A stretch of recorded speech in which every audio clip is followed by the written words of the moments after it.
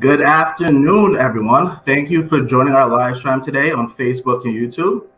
My name is John Norfor, National Director of Student and University Partnerships for Ross Vet. Before we get started, a couple of housekeeping notes. Please leave questions in the chat area on both Facebook and YouTube. Also, if you'd like more information regarding Ross Vet, please click on the URL hyperlink on top of the chat sections to learn more about our educational programs. Black History Month is an important time in our country to highlight the achievements of Black Americans. Today, we'll highlight Black veterinarians who've made an impact in the veterinary profession, while also highlighting two current Black Ross Vet alumni who are carrying the torch. Before we get into our panel discussion, I want to take a few minutes, maybe about 5 minutes, to pay tribute to four notable Black veterinarians. First is Dr. Augustus Nathaniel Lushington. He is believed to be the first Black person in the U.S. to earn a DVM. Born in Trinidad in the Caribbean, he eventually immigrated to the U.S. and earned a degree in agriculture from Cornell University in 1894 and completed vet school at the University of Pennsylvania in 1897. Much of Dr. Lushington's career was spent treating livestock in Lynchburg, Virginia, as well as working for the branch of the USDA. Second is Dr. Frederick Douglass Patterson. He studied agriculture at Prairie View A&M University and earned a DVM from Iowa State University in 1923, then a Master's of Science in 1927. He later went on to receive a PhD in veterinary medicine from Cornell University in 1932. At the young age of 33, he was named the third president of Tuskegee Institute, now Tuskegee University, and founded his School of Veterinary Medicine. And to this day, Tuskegee is the only HBCU, historically Black college and university, as far as a veterinary school in the US. Third is Dr. Jane Hinton, one of the first two African-American women to earn a DVM. She was a pioneer in the field of bacterial antibiotic resistance and earned her DVM from the University of Pennsylvania in 1949.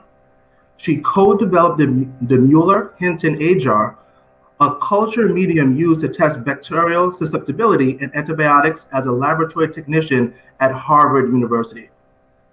Dr. Hinton eventually went on to practice as a small animal veterinarian in Canton, Massachusetts.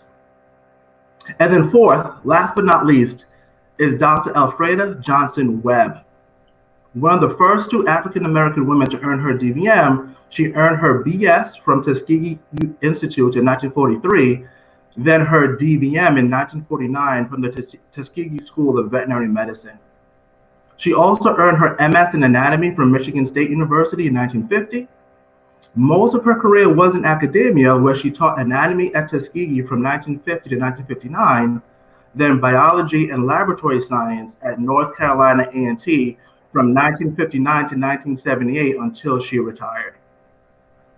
During her time at NCA&T, she served on the planning committee for the School of Veterinary Medicine, which was founded at NC State, which was founded in 1978.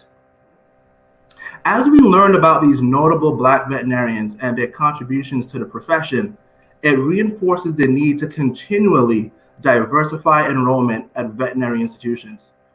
This has been a focus for the Association of American Veterinary Medical Colleges, the AAVMC.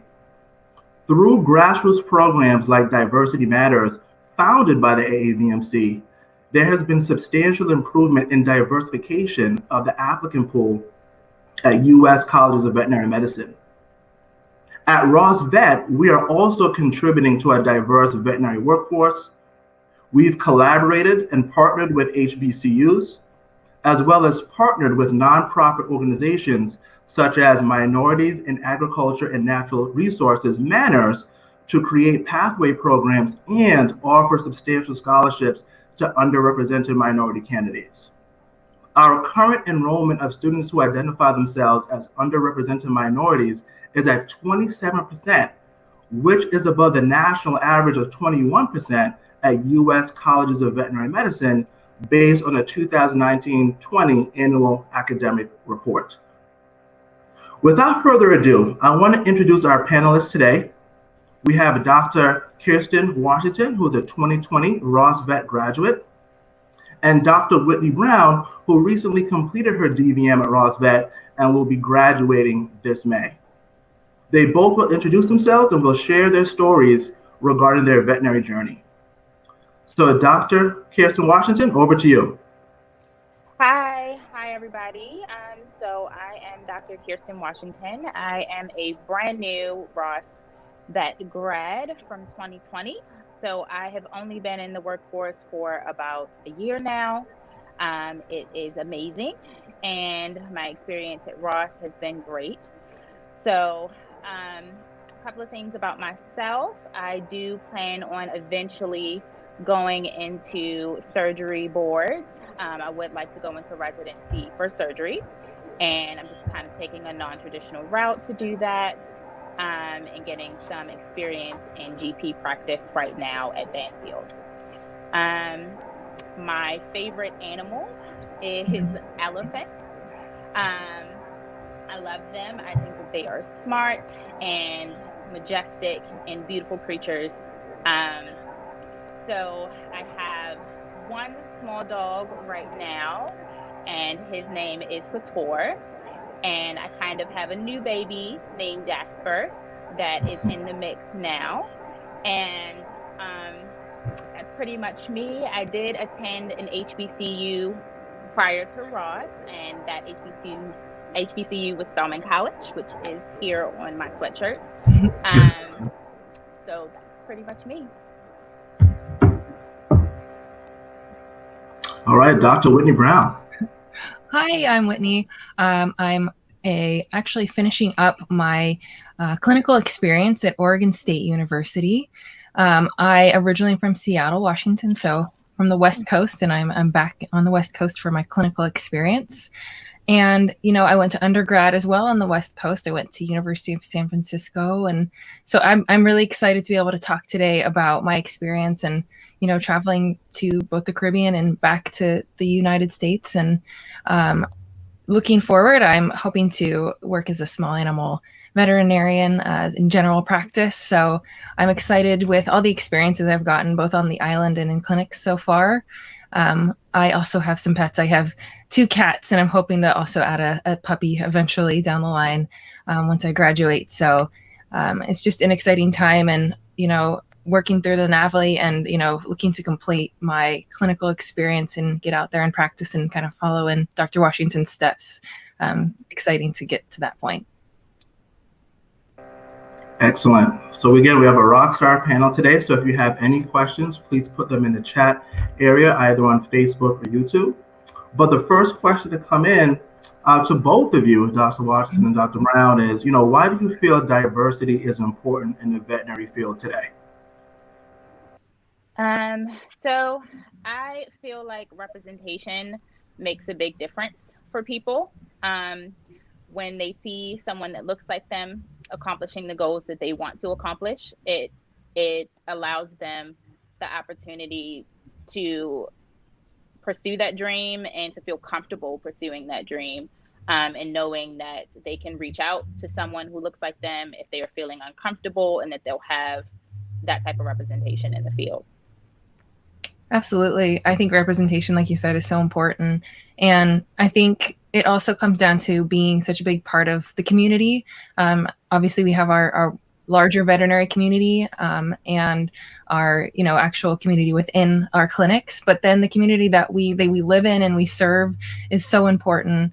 And being able to not only be someone that someone can come to with their questions and their concerns about their pet, but also just being a confidant for people and being able to be a leader in our community, and show that it's a large group of people and a very diverse group of people that can be leaders in our community, and so being that inspiration and also just being that community member for people. Absolutely, that is so important. And talking about representation, did either of you have mentors kind of coming up throughout high school or college that motivated you to become veterinarians? Yes. So I have a very supportive family. My family has always supported my dreams, and that is a blessing in itself. Um, and I did always have mentors that weren't necessarily veterinarians or in the medical field that encouraged me to move forward with that dream, no matter how I got there or whether it was, later than expected or if there was a different route that needed to be taken. I think that having that support system matters. And then, of course, I did have mentors once I joined the veterinary field, and I think that that is very important as well. First, you need the recommendations to get into vet school, and then you need someone to be able to talk to throughout vet school, because it is very difficult. It is not an easy thing to accomplish, and any type of professional school can certainly be hard, and you need a support system. Yeah, I completely agree. I actually got lucky enough to meet a fellow Rossi alumni out in practice, and she was so helpful in kind of helping me make decisions towards getting to Ross, and making the decision to go to the Caribbean just to start out. And I think what it really came down to when I think about her contribution to my experience was both the emotional and educational kind of effect that she had on me. So being able to support me, knowing the experience of not only being in vet school, but being far away from family. And so having that emotional support system, like Dr. Washington was talking about, in both family and friends as well, but someone who's been through it, was super helpful. And then also, having someone to come to with academic questions or to get more experience was really helpful when I was home and able to work with her. So I think mentorship is such a huge part, and representation and having someone that you can look up to, whether it be, any different kind of diversity, is so helpful. Absolutely. And we have a question here from the audience regarding mentorship. I guess for both of you, how did each of you find your mentors? And then also, what other ways are there to find someone who is willing to mentor you? So I think trying to get involved in the field prior to applying to vet school is very important. So trying to volunteer at a hospital or at a zoo where you can, kind of follow a veterinarian in some cases, and that way you build a relationship with them and can build a bond, and that will in turn likely introduce you to more people that are in the field, and eventually you'll find someone that you click with, and that you guys agree on things, and you guys can talk through things, and you'll eventually have a mentor in that way. I also had a Rossi mentor when I was a tech prior to applying to vet school. And I think once you're in the field, it's much, much easier to find someone that you can trust, and you can talk to, and you can work through all of those academic issues, or the nights where you're crying yourself to sleep and you have an exam in the morning. All of that matters, and you need to try to build those relationships early. So I think just trying to get involved in the field prior to.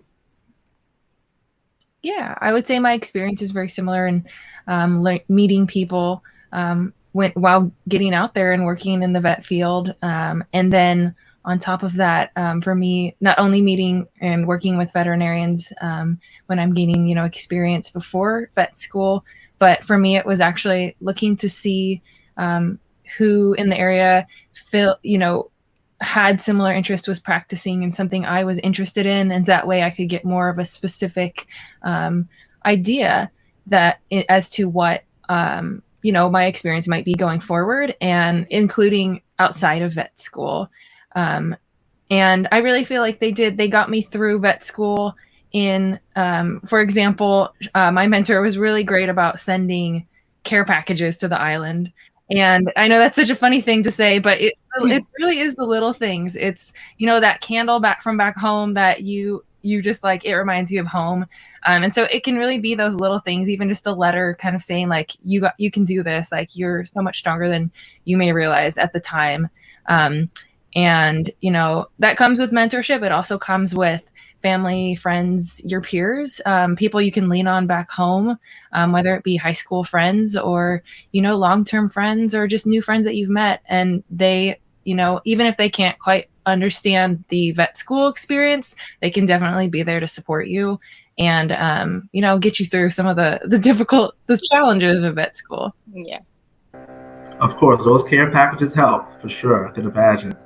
And we always say that at Ross is a family, So talk about your support system on campus as far as different clubs, organizations, and how did, especially minority students, how did they band together while on the island?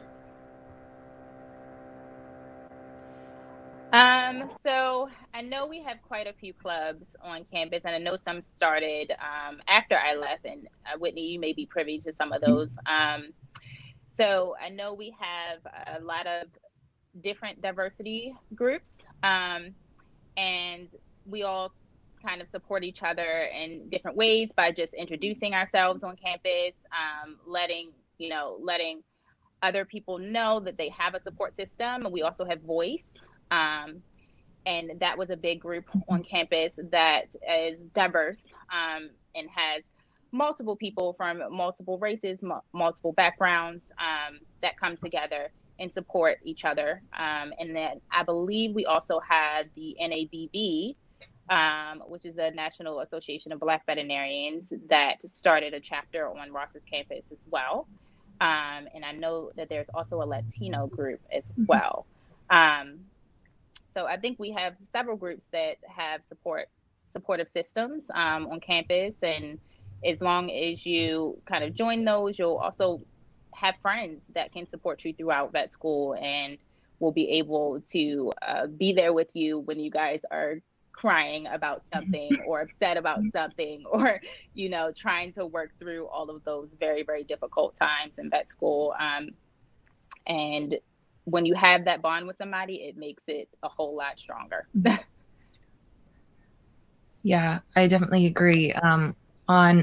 While on island, I got to work with the diversity committee, which is, a small group of not only students, but faculty. And, the main focus was to not only promote and celebrate different facets of diversity, but also to be a board to call attention to maybe changes that needed to be made, whether it was the student body, curriculum, if there was something that needed to be brought to administration. And I think there's definitely a lot of work put into that, and there's always room for growth and kind of getting students' voices heard and making sure that they're feeling like they're represented in decisions that were made and kind of the campus that they wanted to be at and learn on. So I think in my experience, I really enjoyed that. I didn't get as much time with Voice and some of the other clubs. But there's definitely a lot of opportunity to, like Dr. Washington said, work with your colleagues and, find support where you need it. Going through your personal experiences in vet med and friends and colleagues can be such a strong support system, especially because they're going through it with you. Absolutely. And Dr. Washington, quickly, you mentioned that they have professional organizations for minority veterinarians. Can you speak to that somewhat? So I know that the National Association of Black Veterinarians is fairly new. I had the privilege of attending their first conference. And I believe, that was last year. And they were going to have another one, but of course it was postponed because of COVID. So the newer organizations are trying to kind of build supportive, diverse groups so that people feel comfortable and people feel like they can, these goals are attainable and they can do that, even, not having that representation wherever they were. Because I can honestly say prior to me going into vet school, I had never seen another Black veterinarian. Wow. And that's why, again, that sense of community is so important, right? There's another question here from the audience. In addition to meeting students from other cultures and clubs and organizations on campus, what was your experience with meeting petitions on the island or the locals on the island?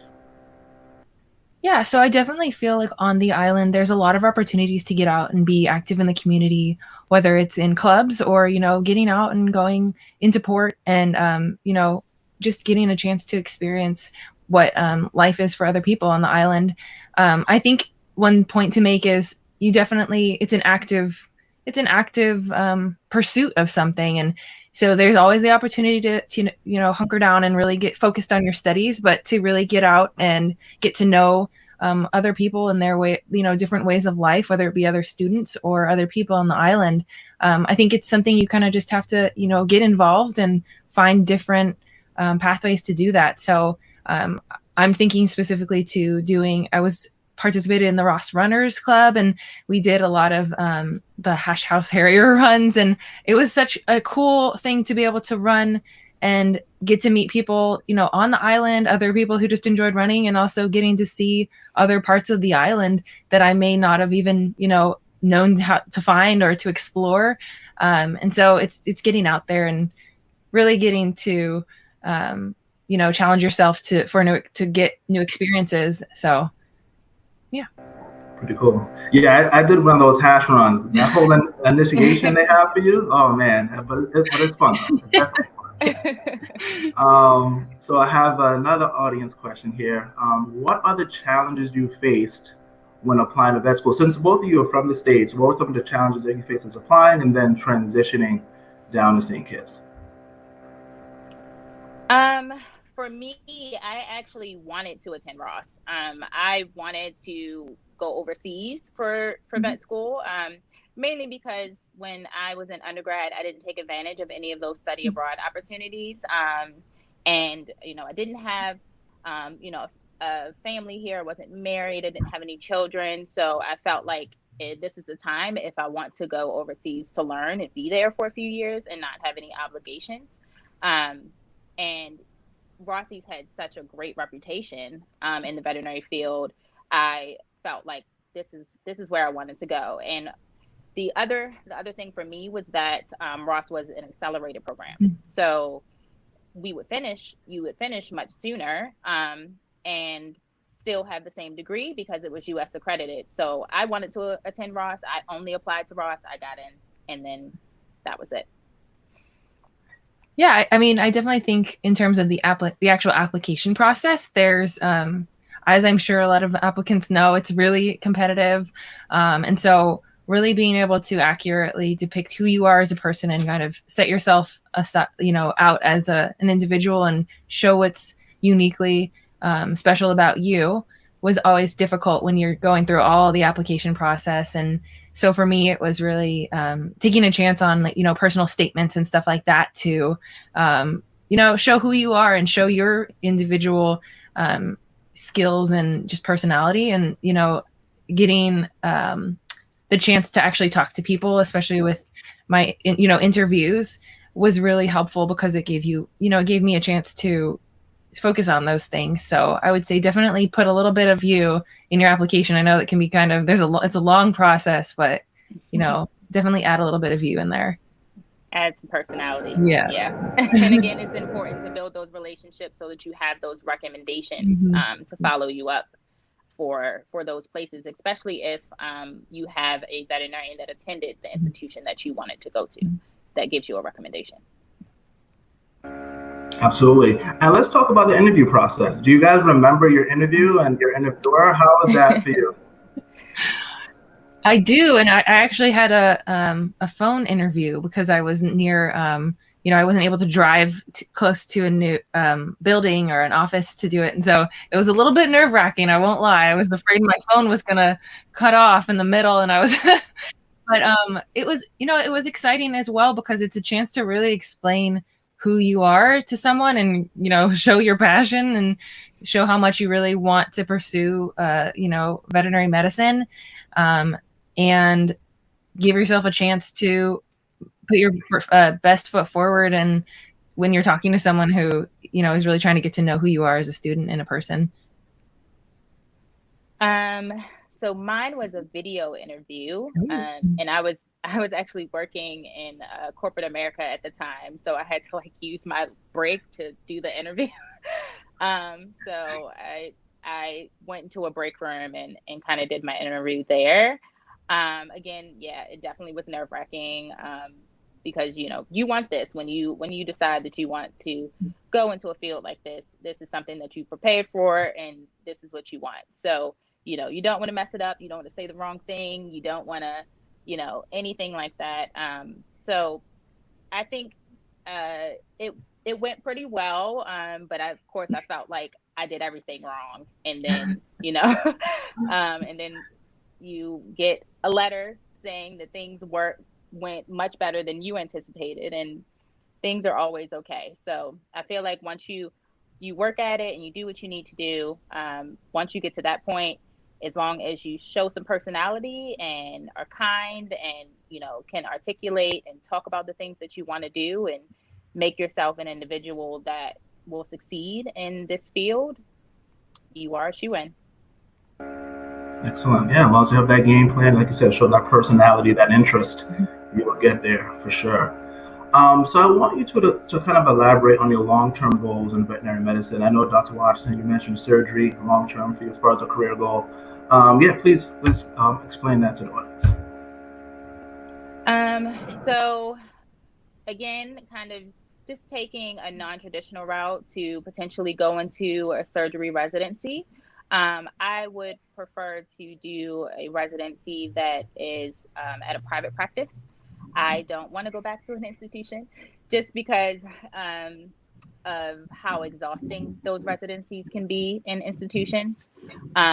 And my preference is just to take a little bit longer to do it and do it in a private practice. So that is kind of my route. Eventually, I want to get to a point where I'm independent. I don't necessarily want my own practice, but I'm still thinking about that. And I just want to kind of be able to pop in and out of practices on a consulting basis to do surgeries. Yeah. So obviously the short term is to finish up my clinical experience and graduate, get out and practice. And I'm looking to work as a small animal GP. So I'm excited to get out and really figure out what kind of veterinarian I'm going to be and develop those long-term relationships and deep, meaningful relationships with my clients, my patients, my coworkers.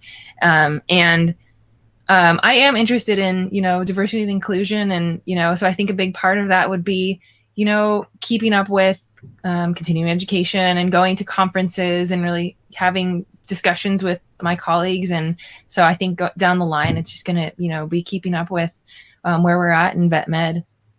Absolutely. And I'm glad you brought up diversity and inclusion. As you said, Dr. Washington, before, you haven't really met that many Black veterinarians as you're kind of going through school, starting out working. So as you've kind of gone through this whole process, and also you too, Dr. Brown, have you ever faced or experienced racism or any kind of microaggressions while working with clients? And how do you deal with the situation in a professional setting? So I personally have not seen it directly, but I've definitely heard stories of situations that have occurred in hospitals. I remember one of my colleagues telling me a story about an older white male gentleman that came in and was, asking for service. And during that time, we were also doing some phone calls prior to, them seeing us or, knowing who they were talking to. And the gentleman reacted totally different once he saw that that she was not white. And that, kind of changed the dynamic. And when that person became irate in that situation, they were politely asked to leave by management. And I feel like that was the best way to deal with that situation because, one, that your management supports you, and two, you kind of feel comfortable that you don't have to defend yourself in that situation, and you won't be uncomfortable in situations like that in your place of work.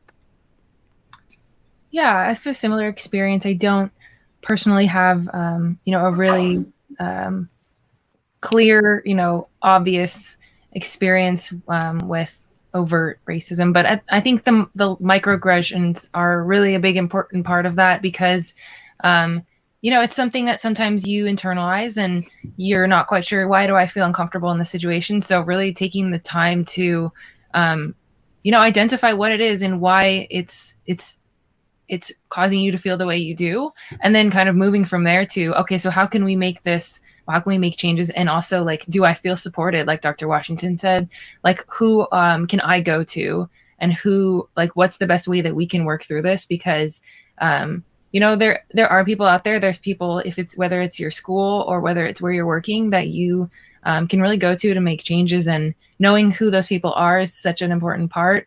And also feeling like you can have those discussions with the people you work with. I think that's such an important part of where you work. And so as I'm working, doing my preceptorships and everything like that, and externships, seeing what hospital dynamics are like is so important, and feeling that the place I want to work is going to be welcoming and supportive. And I think that's just a really big part of being able to have those important discussions.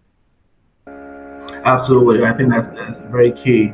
And to kind of, elaborate on that somewhat, do you think imposter syndrome is prevalent within the Black veterinarian community? So I think it's prevalent in any community. I don't think that it's just Black veterinarians that experience that. I think that everyone can experience imposter syndrome. And I think that in some cases it can happen maybe a little bit more often in the communities where there isn't a lot of representation, but imposter syndrome is something that happens when people are pushing themselves to achieve goals that they haven't seen achieved by someone that looked like them. And I think that it's something that we'll work through for a long time until there is kind of equal representation from every race and every culture, which, is kind of a long time out. So I think that that's just something that we'll all deal with at some point in time. Yeah, I agree. Representation is such a big part of that. And, I also didn't see a veterinarian who looked like me for so long. And, seeing them and seeing that they do what they do so well, it really does make a difference. I know there's one veterinarian here at OSU, and she runs our critical care department, our small animal critical care, and just working with her, I don't know that it's something that you may not realize how important it is until you experience it, and you're like, I want to be like her when I grow up, and like it brings you back to really seeing how powerful it is. And I don't know if that means that schools need to start making sure that they're employing a really diverse representative group of faculty, or if it means just being more vocal about the value of diversity, or just like offering more resources to students. So I think there's a lot that we can do, not only the institution can do, but us as being members of the veterinary community can do, and getting out and showing people that you can do this too. Like you may not look like anyone else in the field that you've met, and you may not have the same exact experiences, but you can definitely make veterinary medicine your own, and do great in it. Absolutely. And that kind of leads me to my next question. What do you believe vet schools can do to encourage students from minority backgrounds to enroll and just even have an interest in veterinary medicine? So I feel like with that one, they have to have the interest. So, you have to have the love of animals. You have to, want to help animals. And I feel like that's something that, is going to naturally come to you if that's something that you're passionate about. Because like Whitney and I were saying, it is a hard program to make it through. So you have to have a passion for it. And the other thing is also having a strong background in science and being interested in science and medicine. So I think that those two are the biggest things to be prepared for, and to kind of get you in the door and at least give you what you need to move forward. Yeah, for sure. And even just getting people interested, like you mentioned, in science and getting them, through the steps to get to veterinary medicine is so important. So, you know, getting people, people of diverse backgrounds into STEM, and getting them, on their pathway, even if they don't know that vet med is where they want to be, but allowing them to have the tools they need to get there. I think that's so important. And so, reaching out to different groups of students and kind of letting them know, like, this is an option for you, and we want to have you there. I think letting them know that they are welcome and that there's, active programs or just action to make it more diverse and welcoming. And I think that's a huge part, is knowing, like, we want you here. So, yeah. And I think also, to add to something that Whitney said earlier, being a part of your community. So showing that representation, and if you're being active in your community and, letting children know that they can do this if they want to, and that it's possible, and then kind of working with them, with their schoolwork and science programs and things like that, just giving them the opportunity and letting them know that it's real and it can happen. Yeah, I agree with the both of you. Being involved in your community, being introduced to STEM is so important. That's why I applaud organizations like, FFA, 4-H, Manners, for kind of introducing these students at an early age in high school, that they have a pathway to, graduate level of education. So thank you for sharing that. And Dr. Washington, you had mentioned how demanding veterinary school is, especially when it comes to the science, right, the complex science. What were some of the academic resources that you had at Ross that really helped you kind of navigate vet school? Like I was saying earlier, kind of developing a group of friends that you mesh well with that are, in your semester. Having study groups really, really helped me. If I did not have someone to kind of bounce things off of or talk about things with, because you always get a different perspective from someone else. And sometimes hearing someone explain something a little bit different than you interpreted it makes it much easier for you to grasp. And I think that is very important. I remember I had one of my girlfriends from my semester, every time before we went into an exam, we would find each other and just throw out a word that was something specific that we remembered from studying our material. And almost every single time, that was an answer on that exam. And, we just reminded each other of that one thing, and it always helped. And I think having that type of support system really matters in kind of working your way through any professional program. Yeah, I definitely feel like the community on the island is so important to, obviously academics, but also just getting you through the challenges.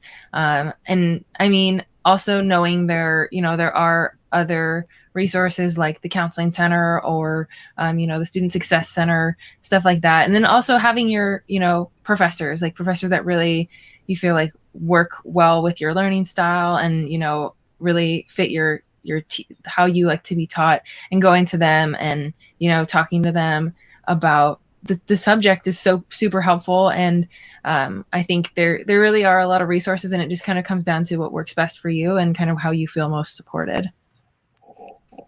Absolutely. You kind of have to personalize your style as far as how your studying routine and your technique. Totally agree there.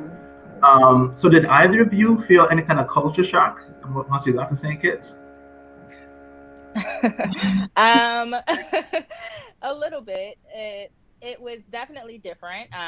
You had to get used to, not having a huge Walmart or a Target down the street for you to kind of get everything you needed all in one. And just kind of socializing, and like the bars and things that you can go to on the island were all different, in a good way, but it was definitely something that you have to get used to. And otherwise, I feel like it was pretty much what I expected. And, being on island is a great experience, but it's always going to be different than anything in the U.S. Absolutely. I think, getting off the plane and kind of having to organize your life from there, I think is really the most difficult part, is kind of figuring out what your routines are and where you want to live on the island and stuff like that, I think is really the biggest challenge. And once you kind of start to get a feel for what your life as a student is, I think it really flows well and it gives you more opportunities to explore. But for me, it was traveling from the West Coast, so a bit of a travel. I think for me, it was really just knowing that I was physically very far from home, but at the same time, I think kind of learning what my options were to communicate with my family and kind of getting down a schedule of like when I spoke with them. I think that also helped a lot, and it actually I think helps in a way with your education, because you have a very specific time when you're going to see your family, and you can really focus on your education. Like I'm here to study, and I will have that time after the semester to go and dedicate like fully to my family and friends back home. Yeah, it's good to be away sometimes from family. Right? Get away. Nothing wrong with that. So, Dr. Washington, I have a question here for you. You had mentioned before that a draw to go to Ross Vet was an opportunity to study abroad. Why was that important for you? It was important to me to experience kind of a different culture. So I wanted to be in an atmosphere where I got to go through school and get the education that I wanted, but also get a secondary experience that had nothing to do with vet school. And I think that was important in my growth as a woman, especially as a Black woman. And I think having those opportunities to experience other cultures and other ways of life and just having that exposure is very, very important in any growth. Absolutely. Excellent. And kind of both of you talk about clinical year. I know, Dr. Brown, you're kind of completing your clinical year now. How was that experience kind of transitioning from your preclinical sciences in St. Kitts to now transition to a US-based College of Veterinary Medicine for clinical year? Yeah, so I had a bit of a strange start coming with COVID and kind of leaving Ireland a little bit more abruptly than was expected. But, jumping into clinical year was, I think it was actually a smoother transition than I expected. Being at Oregon State, I definitely feel like there's been a lot of help. And it is a fairly small program, I think, compared to some of the other schools.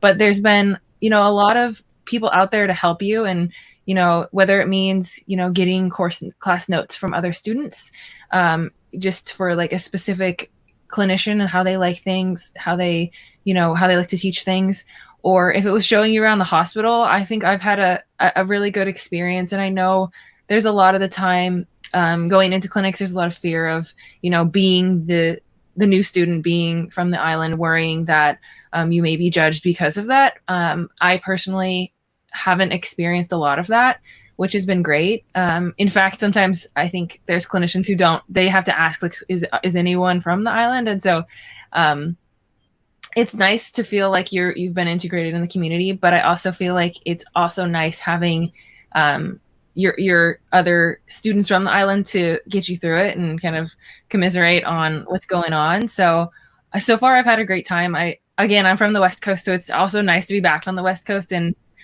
but I think I can imagine, getting to explore a new place, coming from the Caribbean, getting to explore a new place in the US that you may not have lived before. I know a lot of my friends in clinics are excited to, hike and get out and kind of see the area. So it's fun in clinic, but it's also fun to kind of have a change of scenery. Good.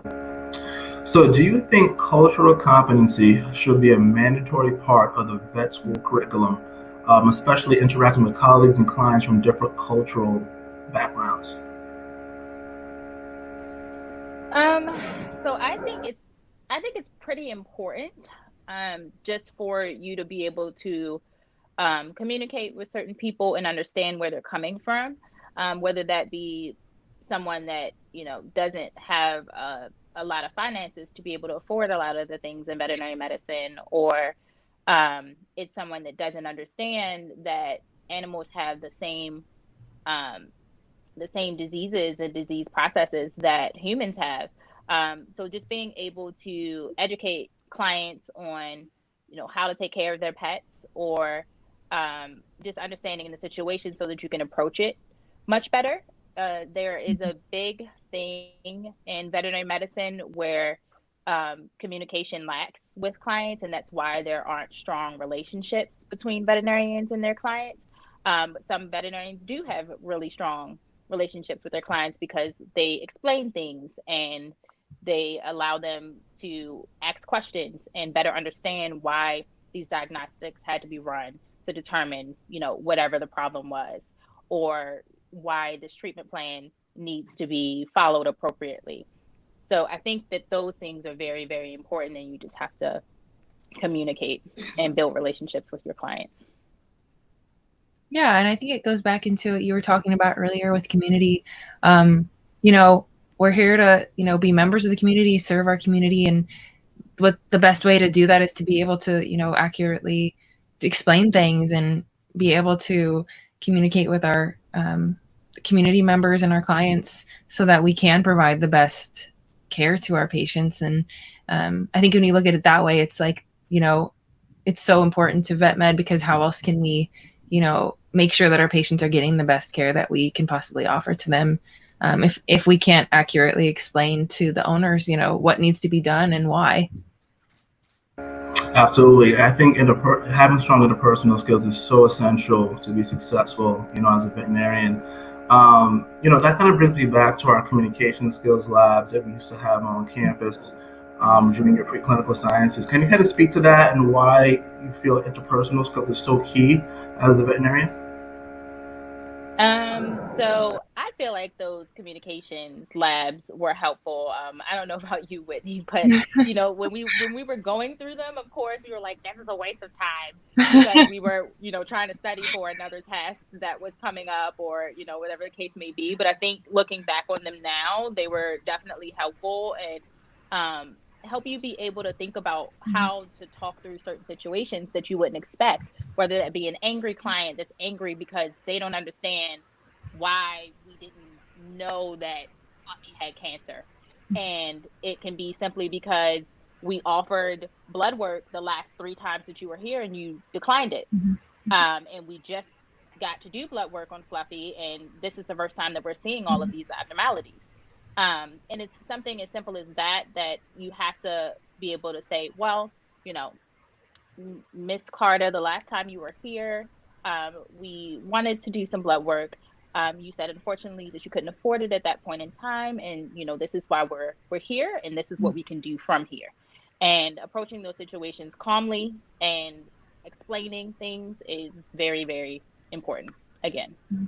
Yeah. Yeah, for sure. The labs were a little bit daunting and always kind of, you're not quite sure what you're going to get, but they were super helpful. And I just finished up a rotation for oncology, which, as I'm sure you can imagine, has a lot of client communication, and it can be difficult for a lot of clients. So they actually ended up having us refer to an article written by some of the Ross faculty. So I thought that was great, being able to kind of be like, oh, I know them, like I've worked with them. And I guess this is, all of those labs really did prepare me for kind of some of those difficult conversations you're going to have down the line. And, all the little skills and, terminology that they give you at the time may seem kind of like, what is that about? But, it comes back to you and you're like, okay, that's surprisingly helpful. Yeah. So yeah.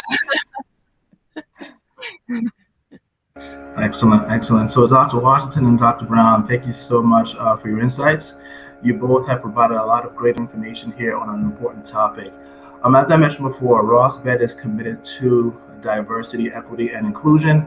We have made specific social commitments to make sure that we are an inclusive community for our current students, staff, and of course, faculty. So before we end here today, Dr. Brown, Dr. Washington, any last minute words of advice for any future prospective students to our program? My advice is go for it. And whatever you feel like you need to do to prepare, if you feel like, you want to reach out to us individually, we can certainly provide John with some information to reach out to us if you have questions or concerns, or you want some type of support, or you need more information.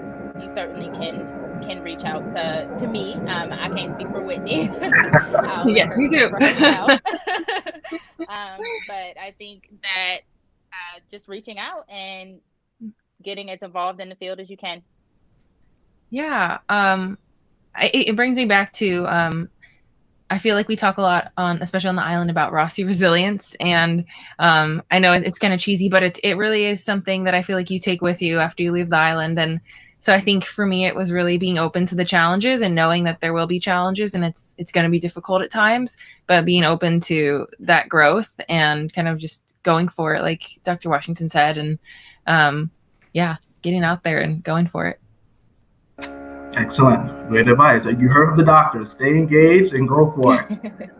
So again, thank you for joining our live stream today. If you have any additional questions, please engage with us at vetadmissions@rossu.edu and of course through social media. All right. Enjoy the rest of your weekend. Thank you again.